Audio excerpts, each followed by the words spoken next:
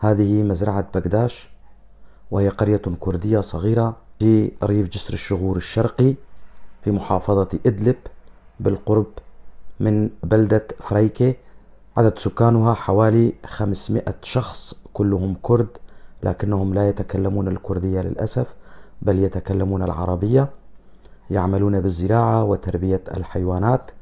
وهذه المعلومات وصلتني من أحد أبناء منطقة جسر الشغور، وأنا أقولها بصوتي. أنا علي عبد الله كولو من منطقة درباسية في محافظة حسكة، وأتمنى كما يتمنى كل الكرد الناطقين بالكردية أن يتعلم أهلنا في جسر الشغور لغتهم الكردية، وأن يسموا أبناءهم بأسام كردية، فلغتنا هدية من الله مثل باقي اللغات، وعلينا أن نتعلمها.